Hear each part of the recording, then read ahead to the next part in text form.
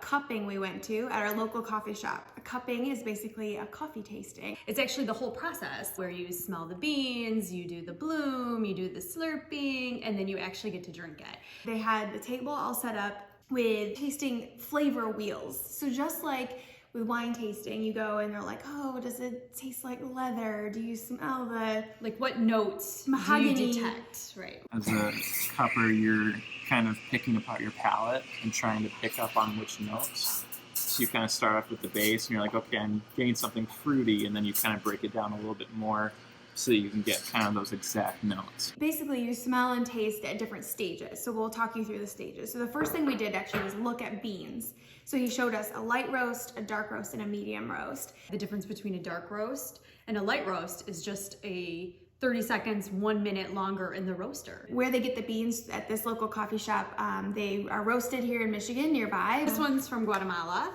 It's actually named Orlando, which is after the actual farmer. And their roaster has actually visited all of these different farms, knows the grower personally. He'll buy the big bags of green beans and then he roasts them to whichever way he'd like. It made for a really nice kind of personal feel that he could tell us all about the farms where these beans came from. Then we were gonna taste and smell 3 different kinds of roasts. We got to smell the ground beans, which is just the best smell ever. Mm-hmm. We did them one at a time. So he ground the beans, let us smell the grounds.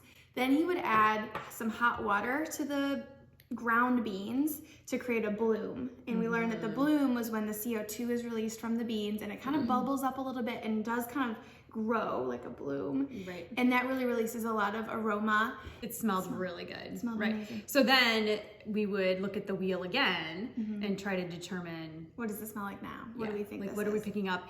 And our guide kind of gave us clues along the way, which was nice because we were a little bit lost. Yes. Then he would pour more water into the cup of grounds. You left it there for a minute or so. It would form kind of a hard shell on the top. And then we would break it, kind of like you would break creme brulee with the back of your spoon. And that would release another set of smells. And so then again, we would look at the wheel and try to figure out what kind of notes the coffee had. So the next step, we actually got to taste the coffee. So that cup that had the grounds still in it and the hot water, we actually dipped our spoon in and took kind of a slurpy sip. Right, so you kind of let it sit on your tongue, especially the back of the tongue, he said. Right, and try to avoid the grounds. And you would then either spit it out or swallow it. And then again, we tried to detect what kind of flavor notes we were getting. And then the very end of the session, we got to try coffee brewed in different ways. So the same type of coffee brewed with a regular drip brew, cold brew. He made us a pour over, and we had a French press of all the same coffee. So that was really cool to try the difference. So the French press, definitely, especially when you look at them at the same time, the French press had more oil on it, and it was cloudier, but it was definitely smoother going down. And the pour over was less cloudy, it was darker, there was less oil because it goes through a filter. Right. And the nitro coffee had almost like a creamy taste to it without any dairy or dairy substitute added, which was really interesting and very delicious. Very delicious. Yeah. And then at the very end, he said, can you handle a little more coffee? How about some espresso?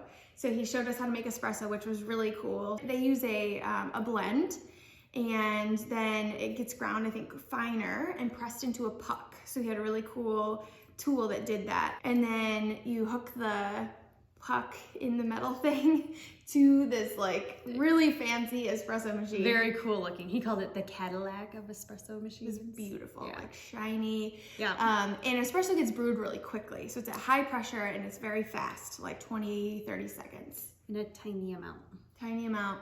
And it's very strong. And so espresso is what's typically used in drinks like a latte or a mocha because they add steamed milk to espresso because it's kind of like a concentrated shot of coffee. Right. Some of the things we learned that were pretty cool, he had a really interesting looking kettle. So it had kind of a gooseneck. So it was like a skinny neck on it. He said it gives a smoother pour. We also asked him about decaffeinated coffee. And I think I always just assumed it was a different type of bean. It's actually the same bean but with a chemical process that removes the caffeine. And one thing I learned in my research is that Coca-Cola actually buys the caffeine from a lot of the coffee growers, which is crazy. So overall, it was amazing to have a personal session with someone who knew a lot about coffee and was very passionate about coffee. Talking to someone about coffee that is passionate about coffee makes you have a better understanding and appreciates everything that goes into it. Just like, you know, you take for granted a cup of coffee. And when you know the science behind it and where it comes from and everything that, you know, people have to learn to produce a cup of coffee, it makes you appreciate it more. For sure. So it's, you know, having your cup of coffee in the morning and taking your time and really enjoying it. Yes. Stop and smell your coffee in the morning. Yeah. For sure. Yes. Cheers. Cheers. We would encourage you to find a local coffee shop near you to do a cupping, because it's definitely worth it. Yes. Yeah. It's a lot like a wine tasting or a beer tasting, except you get sharper over time instead of